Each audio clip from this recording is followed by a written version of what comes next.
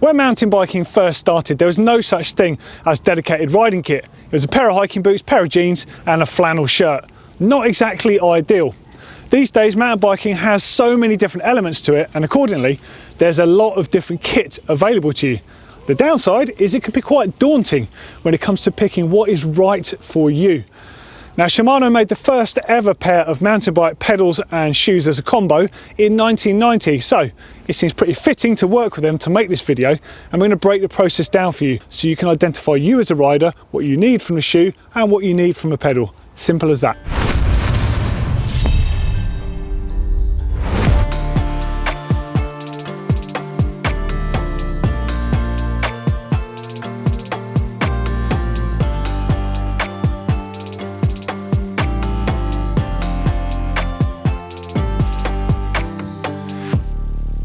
So let's start by breaking down you as a rider. To do this, I'm going to break them down into some simple categories, and here they are on screen. Now, the reason I've chosen to have these categories in these relevant colours is they directly correlate to the styles of trails that you'll find in official bike parks all over the world. Now, they do this for a reason. You have green trails, blue trails, red trails and black trails. They directly correlate to the level of the riders and accordingly the type of kit that they're likely to use. Now, of course, this isn't always the case, but it's a generalisation and it will help you break down the categories a bit. Okay, so for the casual rider, I have selected these shoes here. Weirdly, it's actually one of the e-bike focused shoes, but I think these make an ideal casual rider shoe. And the reason for that is it's fairly similar to an outdoor shoe, something that you might see from Merrell or Salomon, something like that. It's like an off-road running shoe, a trail shoe. It's got a very chunky sole. It's going to be really comfortable for walking off the bike. But unlike trail shoes, it's very stiff, so it's very efficient on the pedal.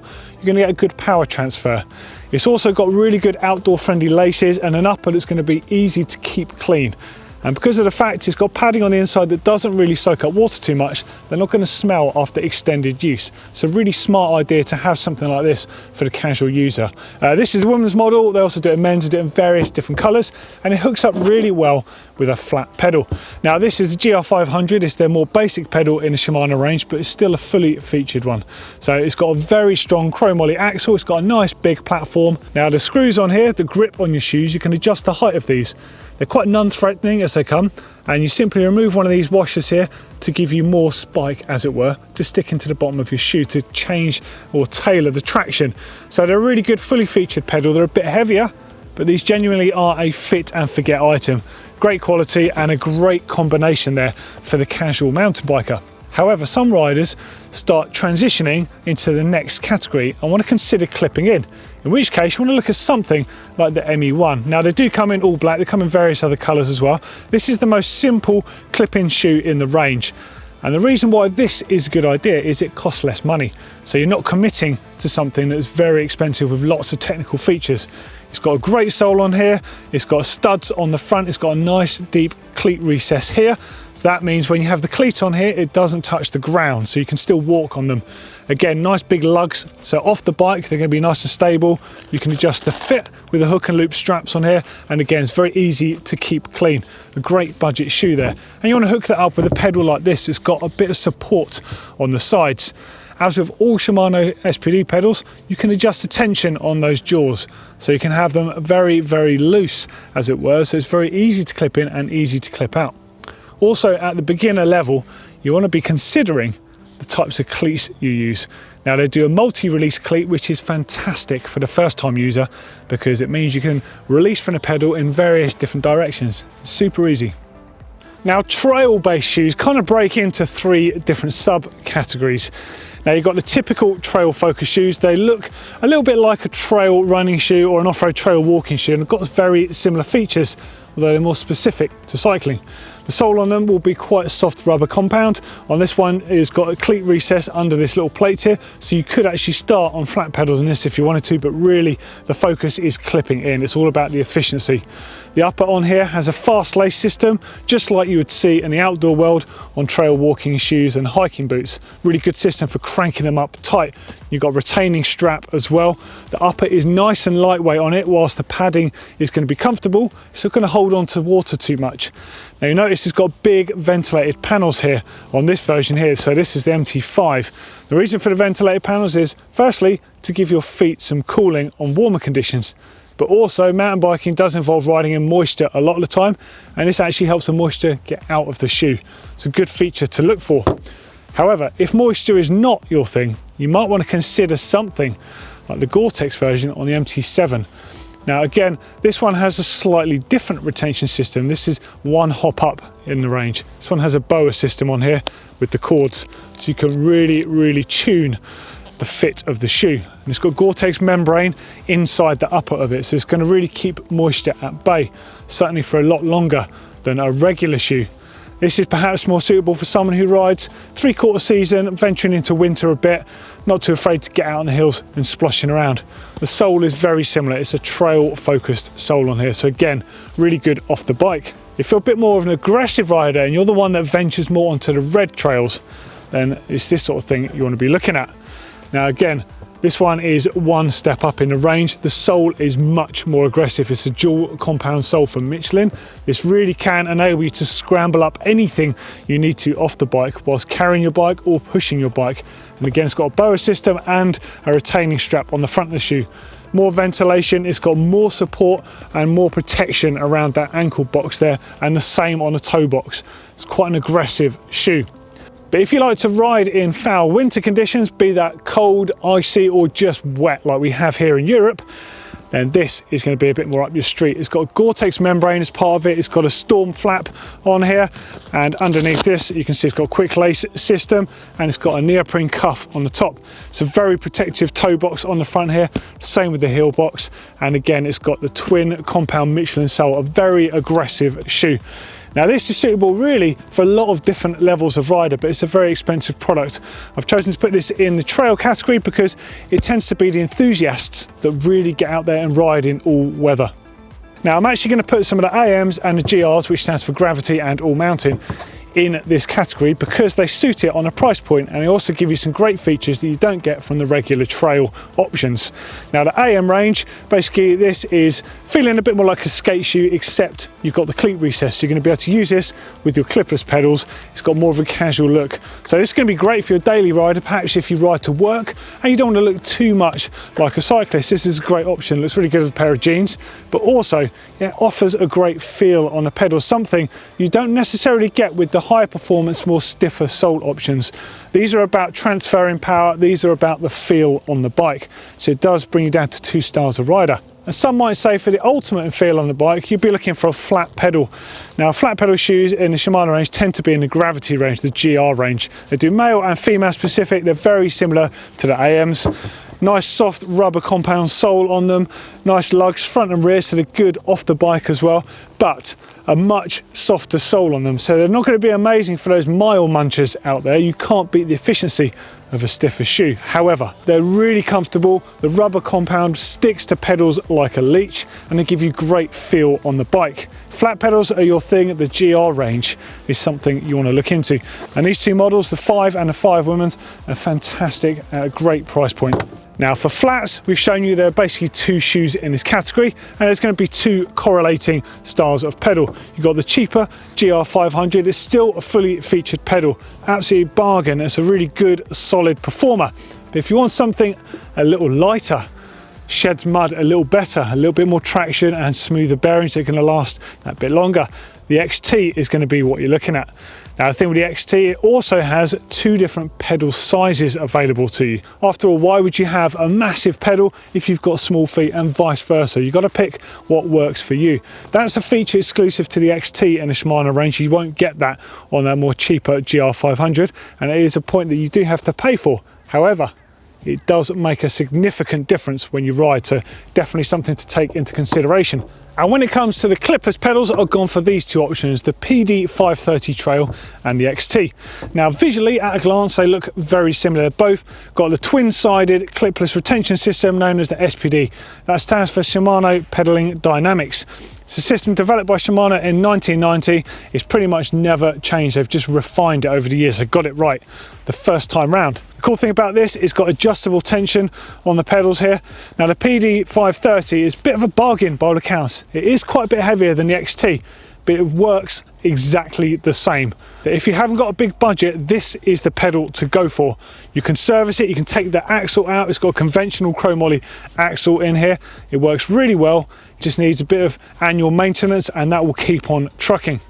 If you've got a bit more money to spend, then the better sealed XT that requires a lot less maintenance might be your friend.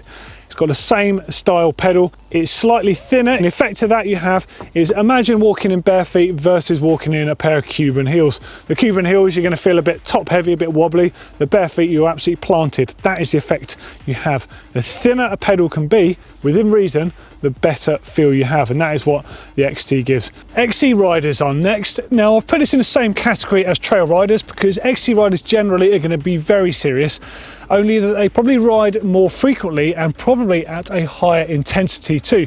It just goes with the turf of cross-country riding and racing.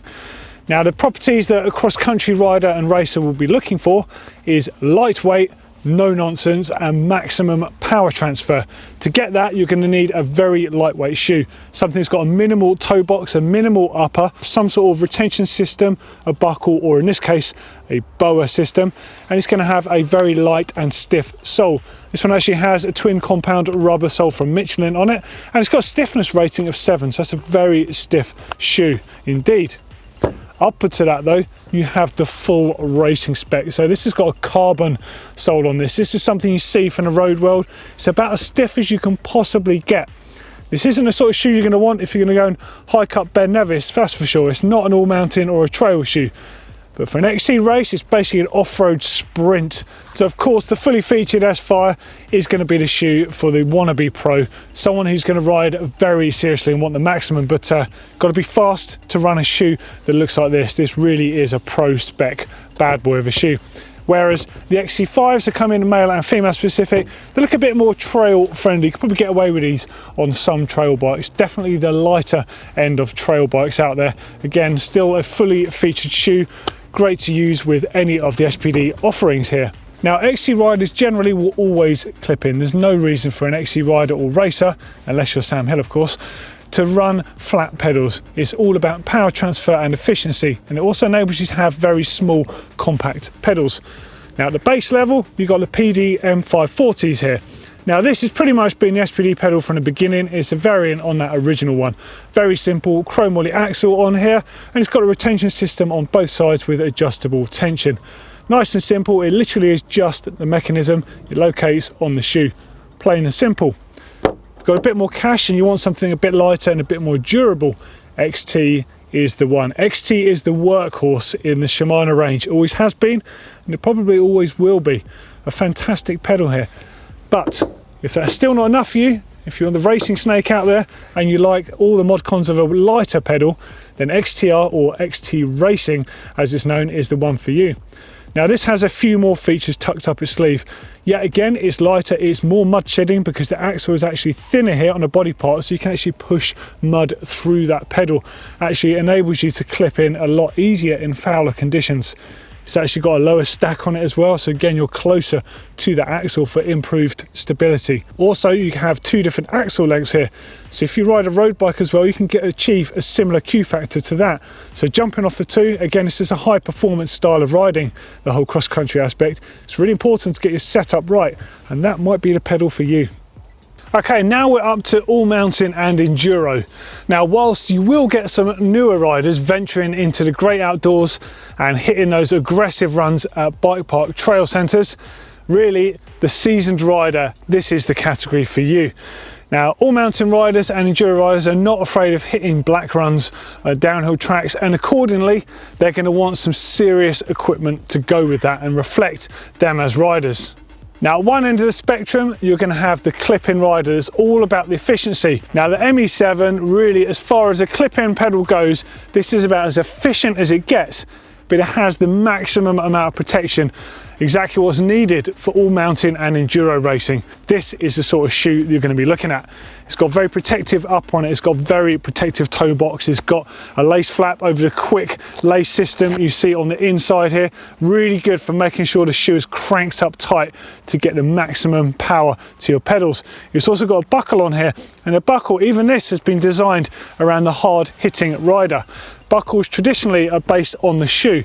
This one is actually based on the flap itself. So if you smash this hard on a rock, you're less likely to damage your expensive shoe. It's more likely to flop open, in which case you can tighten it and you can carry on, no problem. It also has a gaiter on here made from neoprene to stop dirt and mud getting into your shoe. The sole on it has the Michelin dual rubber sole, super aggressive, really grippy. It's got very heavy cleated lugs on the back and the front here for off the bike scrambling. And again, it's all about performance. If you want the more mud friendly and winter friendly version of that very same shoe, this is the Gore-Tex version. So that is a heavy duty winter spec offering. The middle of the all-mountain category literally is the all-mountain range from Shimano, the AM. So these are the 7s. You've got a women's specific and you've got a men's specific shoe. They've got a proper trail friendly upper on them. They've got TPU, they're very fast drying, heel box, very high performance. And the sole is a very soft rubber compound considering this is a clipless shoe. The reason for that is you get good feel on the clipless pedals. You still want that, you still want to be moving around to adjust your feel on the bike. Again, male and female specific options available in that. Next up are the AM9s. One step above that. These ones slightly more fully featured. Got everything these have, including the really nice padded upper that dries fast, but it also has a lace flap covering the quick lace system on them. This also works really well as a gravity shoe, but if you're a clip-in rider, you're perhaps more orientated towards enduro and all mountain, and this shoe would do that very well. If you're a flat pedal rider, however, I'm just going to put a couple of the GR range. These are the gravity focused, but these aren't the top of the range ones. These ones sit really well against all of these all mountain and enduro offerings.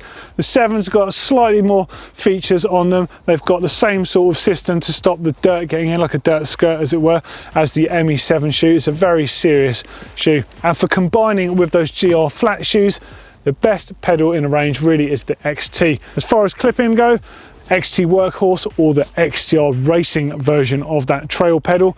The XTR version, of course, is lighter, is slightly more premium, but the XT, good old Workhorse, is there to stay. Okay, now it's the gravity category. So this could be downhill riders and racers. It could be the guys at weekends that just like to go and session at their local hill. Clips and flats count here, and what it's all about is the feel on the bike and maximum protection and durability. That is key into what a gravity rider looks at. Got the gravity shoes in this range. I've also got one of the AM shoes because it is applicable here. So we'll pick up the AM first. So this is the AM9, and something that's very important, especially for the gravity riders, is the fact that the cleat recess is extremely rearward biased. And the reason for that is the further back you can get the cleats on the shoe, the more similar it feels to a flat pedal. And if you're switching between the two, it gives you that option. It also really makes you feel quite neutral on the bike. That is what you're looking for, that feature, and the AM9 delivers that. And for the top of the range option in the flat pedal version, the GR9 is what you want. Almost identical visually at a glance, except the telltale sign is it doesn't have the retaining strap as well. And the reason for that is you need a retaining strap on a clipper shoe because you pull up on it as well as pushing down. You don't simply need that on a flat pedal shoe. But what this does have is a Michelin rubber sole. You can see here it's a two-piece sole, so you've got basically a lug at the front and at the rear here, lug section for walking off the bike, and this section here is designed to interface with the pedal and grip it as much as possible. Really predictable sole, really good high quality option. If you don't want to spend that much, then there's plenty of other GR options in the range from the 7s to the 5s. The 7 actually is a shoe I really like. This one is a female specific option, but there's plenty out there in different colours. And a slightly cheaper version, the GR9, has the Shimano sole in it, so saves a bit of money from having that Michelin sole, but gives you a very similar effect shoe. It just lacks the gaiter on the top here. Pedal wise, you're down to the Saint range. This is all about brute strength. You've got a flat pedal here. It's immensely grippy, it's immensely strong. Honestly, fit and forget, leave it on your bike. This thing, you can smash it in a Welsh hillside all week long, and it's not really gonna do much other than show a few scratches. decent quality that. And then again, for the clipless offering, you've got the Saint pedal. Again, this is the sort of thing that a World Cup racer will be needing, and it's the sort of durability you might need. Now, some riders might prefer to go for a lighter option, but really, if you're a gravity rider, this is what it's designed for. It's designed to put up with it day in, day out. Slightly bigger, slightly thicker, slightly heavier, but it does the job. Well, there we go. There's a lot of different options out there, and hopefully breaking it down into those categories can help you understand a few of the factors that are needed by different levels of cyclists. If you've got any specific questions about which shoes are ideal for you, let us know in those comments underneath. And if you want to see a clips versus flats style video to help you make another decision, click right down there. As always, don't forget to give us a thumbs up here at GMBN Tech. If you love what we do, of course, give us that thumbs up and hit that subscribe button as well. And don't forget to hit that notification bell.